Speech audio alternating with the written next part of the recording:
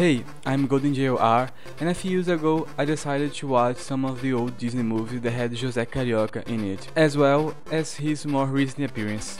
I knew the character from the comic book series he has here in Brazil, and while I enjoyed the movies, I also got frustrated with how Disney used the character nowadays. So I decided to write about it, focus on how the old movies from the 40s capture Brazil so right. So, who is José Carioca? He is one of the classic Disney characters that is slowly being destroyed since the 90s by making this beloved Brazilian anything but Brazilian. Like I said, it's so funny to think that a movie from 1942 managed to do that so right, but a modern TV show can't. Disney is not even pronouncing his name correctly anymore. No, that's not your name. The J in Portuguese sounds almost identical to the J in English. But before I start talking about José, I think I should talk about why Disney made him in the first place. It was World War II, and Hollywood's job was to make war propaganda. At the same time, the United States started what is called the Good Neighborhood Policy, that tries to make friendly relationships between the US and Latin America. So, the Walt Disney Studios was tasked to make two movies, Saludos dos Amigos from 1942 and its sequel, The Three Caballeros from 1945. And they kinda needed the money because, despite the fact that the old Disney movies are considered classic nowadays, they weren't very successful at the time. Also, a strike happened in the company in 1941 and Walt didn't want to deal with that. So he greenlighted the first and essentially final draft of Dumbo and went to South America to make Saludos dos Amigos, which explains a lot about Dumbo.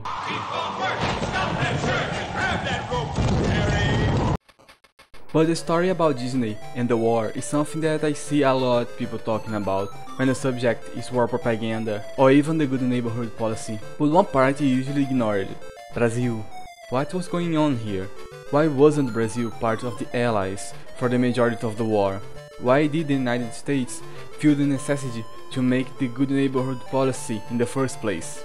In The Three Caballeros, José gives us a hint on the song Having Been to Bahia. At one point, he stops singing in English and starts singing in Portuguese.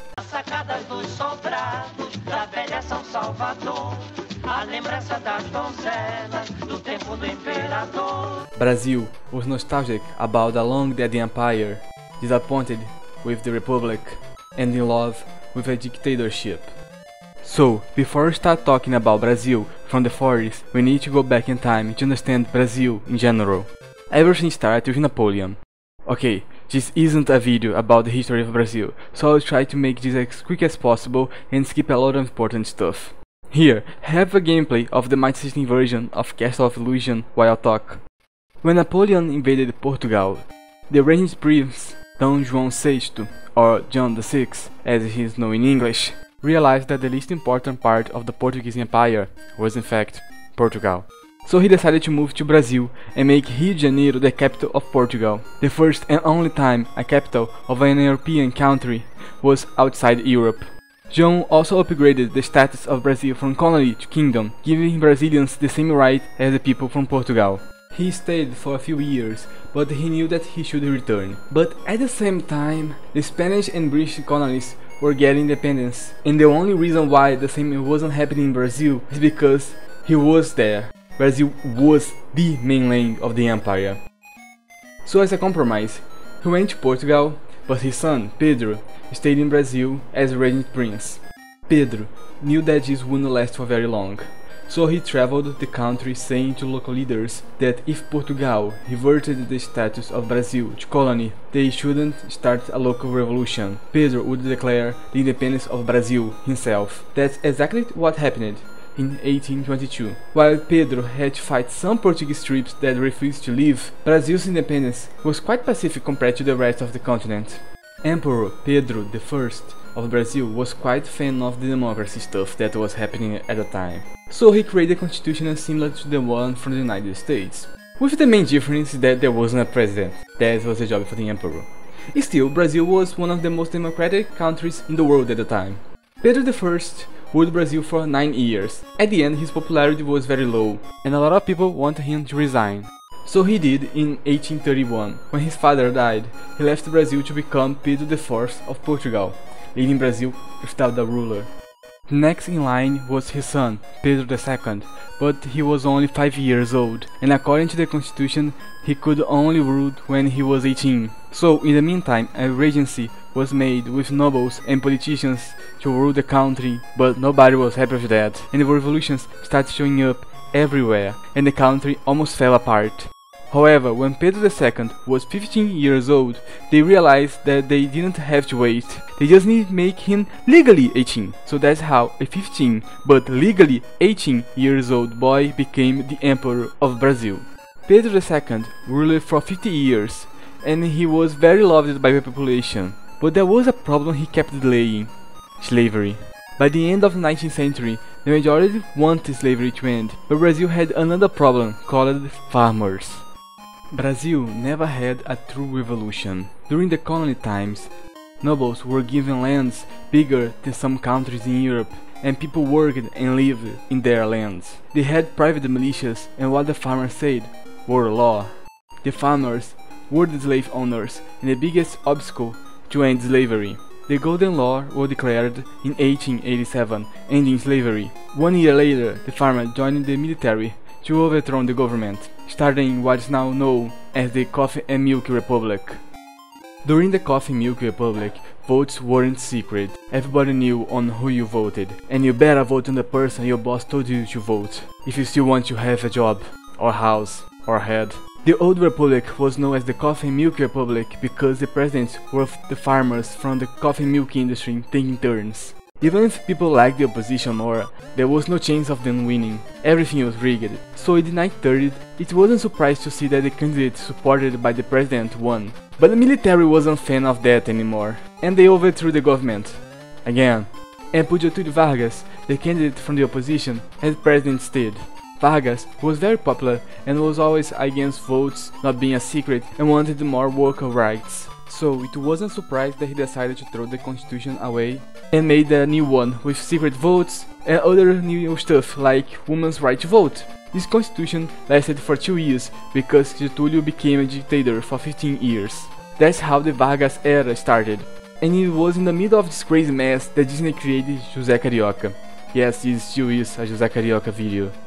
It is hard to explain the Vargas era. Getúlio was a dictator and used every tool a dictators use, like painting himself as a perfect man, using words like family and traditional values in propaganda, arresting rival politicians, and he even sent a pregnant woman to a concentration camp in Nazi Germany. But at the same time, he industrialized Brazil's economy, removing a lot of the political power the farmers had.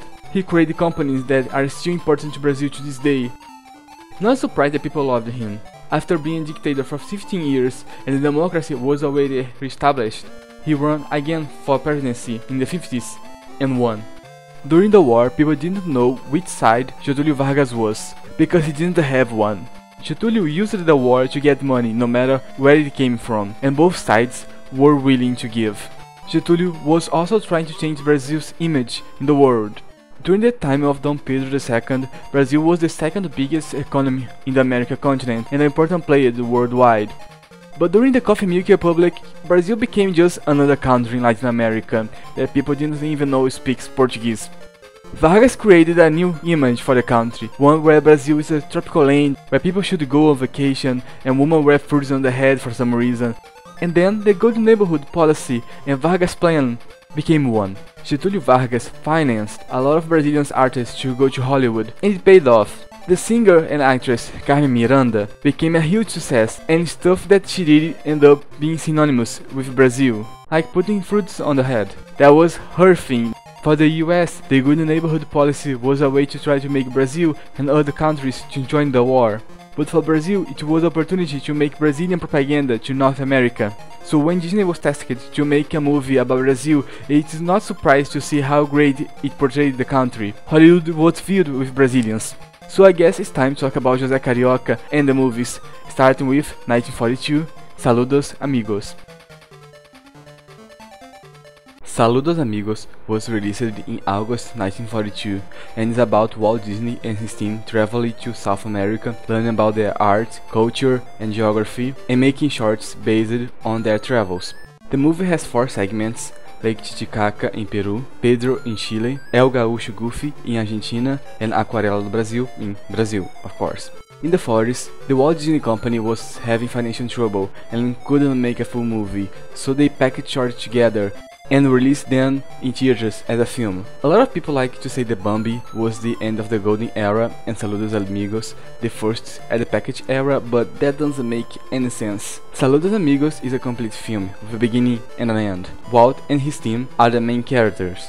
You are watching the ideas they had while traveling. Also, this movie came out not only in the same year as Bambi, but at the same month. Why would Bambi be treated different than Saludos Amigos? Anyway, back to the film. The Brazil segment is the last one, and I can't say much about the first three. I know nothing about the culture portrayed, so I can only judge by the quality of each short. And they are alright. Lake Titicaca and El Gaúcho Goofy are exactly what you expect from a Donald and a Goofy cartoons. And Pedro is a fine short about this young plane. Even if some parts might be culturally wrong, the fact that before each short we see the Disney team in each country gives a lot more legitimacy to the film. But it's time to see what they were doing in Brazil. The segment in Rio de Janeiro starts showing the landscape of the city. It's so interesting to see how Rio was 80 years ago, what changed and what didn't. It even showed them creating Joe Carioca.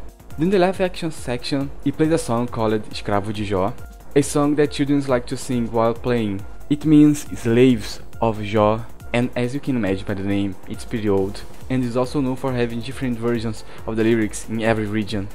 Walt did a lot of stuff in Brazil that isn't in the movie. For example, he brought with him Fantasia. The movie was only shown in 2 theaters because of Fantasound, and Getúlio Vargas went to see the movie. Yeah, look, both of them. Anyway, back to Saludos Amigos. The animated short is called Aquarela do Brasil, meaning Watercolors of Brazil, and it starts with a song with the same name. While we see an amazing animation of an artist painting nature, the song composed in 1939 by Ari Barroso plays in the background. And finally, José is literally drawn into the picture, and he introduces himself. Donald pronounces his name wrong and José corrects him. One important detail to notice is that José calls himself José Carioca, but the title card of this segment and every poster of this movie calls him Joe Carioca. In Brazil, we usually call people named José Zé. In fact, Zé Carioca is how he is called in Brazil. But Joe, while not as common, is just as valid. Donald even calls him Joe later in the movie. Considering that modern Disney has no idea how to pronounce José, I don't understand why they don't just use Joe instead. What about his last name? Carioca is a person born in the city of Rio de Janeiro. For example, I am from the state of Rio de Janeiro, where the city is located, but I'm not from the city, so I'm not a carioca. And yeah, it sucks that the city of Rio de Janeiro and the state of Rio de Janeiro have the same name. São Paulo has the same problem. Speaking of São Paulo, when José corrects Donald, he pronounced Rio in a way that no carioca would say. José Carioca, Rio de Janeiro, Brazil. No one from Rio would say Rio. That is clearly an accent from São Paulo. José Carioca is voiced by José Oliveira, a singer that, just like many others, was sent to the US by Vargas' government.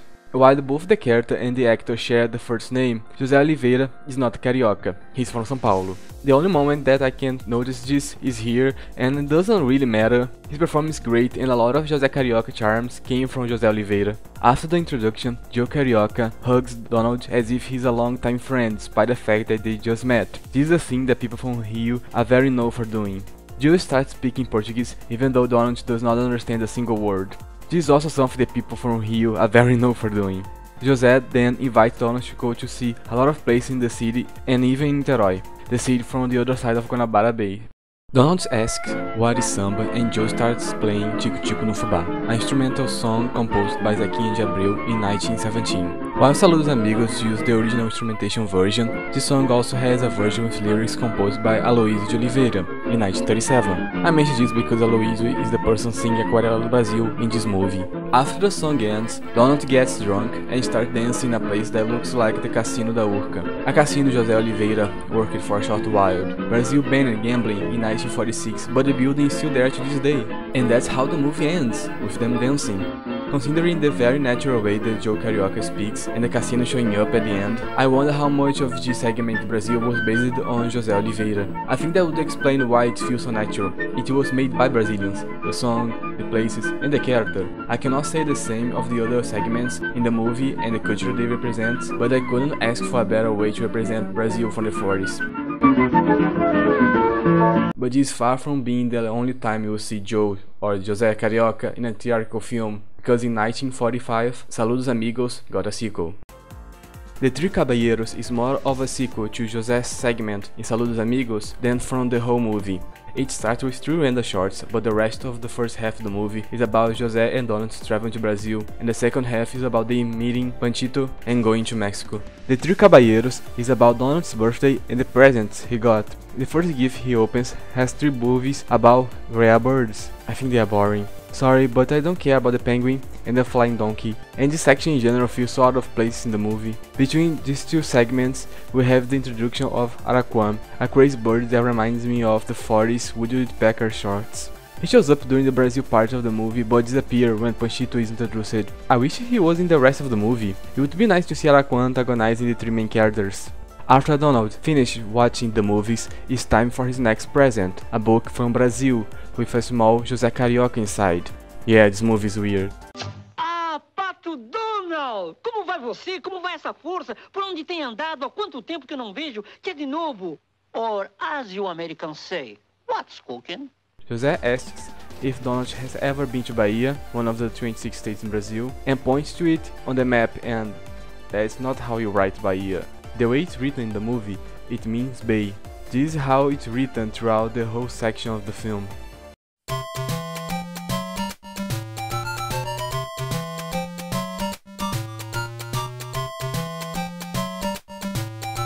José starts daydreaming about being Bahia, more specific Salvador, the capital of the state. They managed to make a great job drawing the city, 80 years later, and it still looks like Salvador. After this very slow moment for a movie that is the closest to YouTube poop that Disney has ever done, we got José's song Have You Been to Bahia. This is also the name of the movie in Brazil. Joe speaks Portuguese 3 times in the song. He names food. They have vatapá. They have caruru. They have munguzá. Like I mentioned at the start of the video, he sings about the Empire and wishes good luck at the end of the song.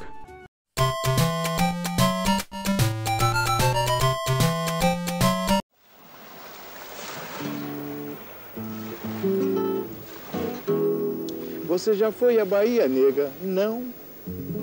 Então vá. Quem vai é bom fim, minha nega. Nunca mais que voltar. Muita sorte teve, muita sorte tem, muita sorte terá. Você já foi à Bahia, nega? Não? Então vá.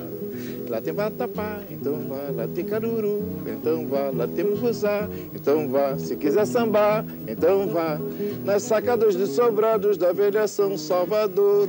Há lembranças de donzelas do tempo do imperador. Tudo na Bahia faz a gente querer bem. A Bahia tem um jeito que nenhuma terra tem. After this music, the 2 of them go to Bahia, or at least a version of Bahia inside the magical book. And we got the segment mixing animation and live action. The segment starts with Donald and José meeting a woman called Yaya, selling quindins. José says that quindins are cookies. It's more like a dessert similar to pudding. Anyway, the woman is the singer and actress Aurora Miranda, Carmen Miranda's younger sister. This segment does a great job mixing animation with live action. They start singing a song about how Yaya has something that no other girls has, the quindins. Aurora and the other actors did a great job, but it bothers me how white everybody is. It's the 40s, that's not a big surprise. But so much of the culture this movie wants to show is from the black Brazilian community, from the food José talks about, to the samba the movie likes to use on the songs. Not that this would be any different if this movie was made by a Brazilian company. With the live action segment ending, the Mexican part of the movie starts, but I still have some stuff to talk about José. But first, I just want to say that Panchito's introduction is so weird. Did he mail himself to a house of a person he never met before? Joe was inside a book, but he knows Donald, and he also knows magic, so I'm not questioning that. But Panchito just comes off the present, shooting and speaking as if Donald and José were in Mexico. They look so afraid of him. Panchito's introduction is the first moment that José's name is mispronounced. Donald! José! José is a Hispanic name, so it makes sense that this is how Panchito would call him. But this should be a neat thing, not how people think the character is called. During the song The Three Caballeros, José asks what means Ay Caramba. He knows nothing about Mexico. That seems quite obvious. Brazil and Mexico are literally in different hemispheres. The fact that modern Disney can even do that right makes me appreciate this movie even more. Speaking of modern stuff, the more recent box arts for this older movie sucks. Why is José holding maracas in Saludos Amigos? It's not a Brazilian thing. There isn't any maracas in Saludos Amigos in the first place. Okay, let's just go back to the song. At one point, Panchito and Joe start singing, but you can only hear Panchito, at least on the English version of the movie. In Portuguese and Spanish, you can hear both of them.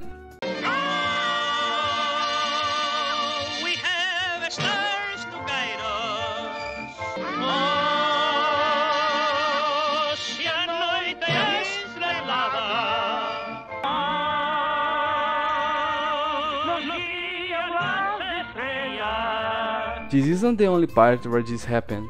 At one point, Panchito asks Donald a question. His mouth is open, but in English and Spanish he says nothing. In Portuguese, Donald answers the question. Did you know that the history of Mexico is in her flag? Oh, yes. ¿Sabías que la historia de México está en su bandera? No. ¿Así es? ¿Sabías que la historia de México está en su bandera?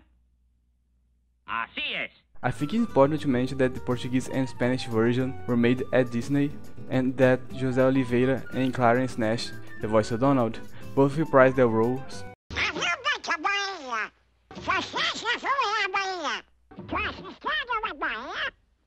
Oh, forgive the interruption, Donald. This crazy bird is the Araquan. He's meio maluco, a very stupid fellow. Oh, desculpa a interrupção, Donald. Esse passarinho é o Araquan. Ele é meio maluco. Não ligue pra ele, não. Oh, perdona a interrupção, Donald. Este pajarraco é del Araquan. He's meio louco. Sempre anda tonteando. What about Panchito? Joaquim Garay only returned to sing The Three Caballeros. For the rest of the film, he was voiced by Felipe Torres. And so we may be when some Latin baby says yes, no, or maybe.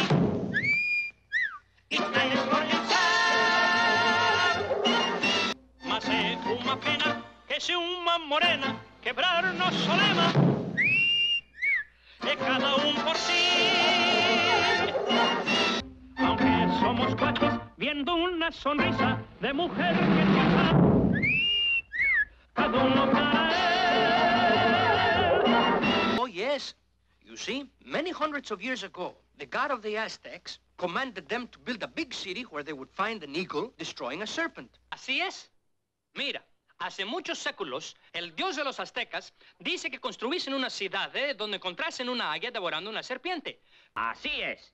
Mira, hace muchos siglos el dios de los aztecas dijo a su pueblo que construyeran una gran ciudad donde encontraran un águila devorando una serpiente. It's so odd that Joaquim Garay only returned for one song. Felipe Torres did a great job, of course, but I would expect Joaquim Garay to at least voice Panchito in Spanish. The Portuguese version also has something different from the other versions, a different opening song.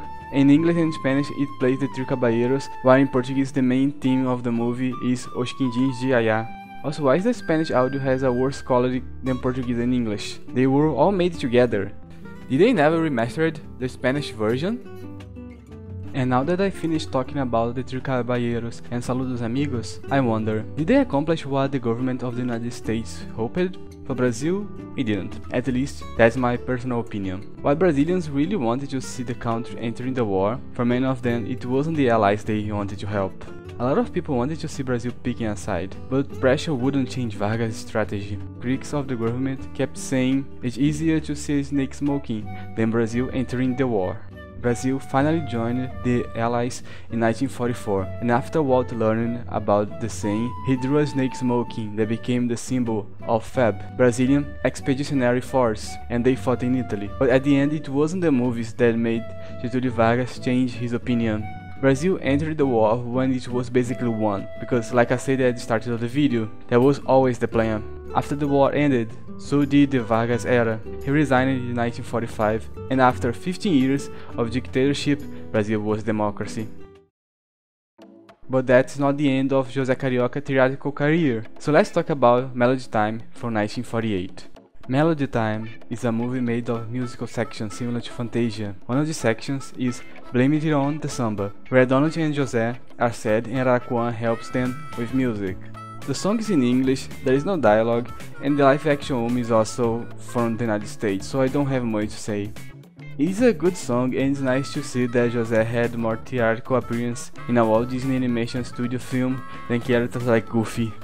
Since I have nothing to say, it's time for the final appearance of José Carioca voiced by José Oliveira, Two Happy Amigos from 1960 and Carnival Time from 1962.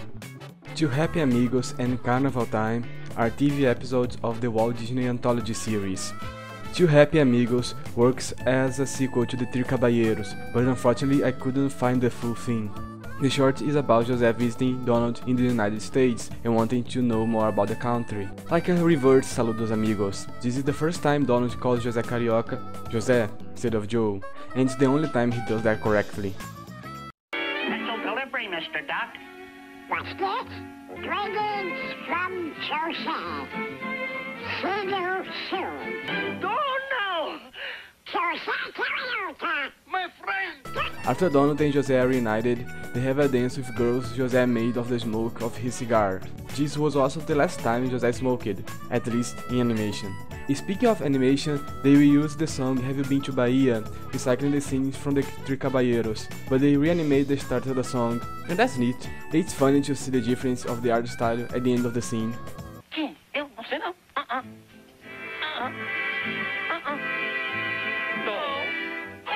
Oh, forgive me, Donald. Que coisa atrapalhada. I'm here to visit you. I want to see the four corners of your beautiful country. After that, José travels to different places trying to befriend everybody. This is also the last time you see a character calling him Joe, and I really like the conversation with the moose. Oh, pardon me, senhor. I'm José Carioca from Brazil. Have you seen a little moose? I'm a moose? Oh, you are a very funny fellow, but you don't understand. A moose is about this little, like so. Oh, senor, that's a mouse. That's what I say, a moose. You got your mooses mixed up with your mouses. Two Happy Amigos works very well as a send-off to the character, and it's nice to see a little bit more of José's personality.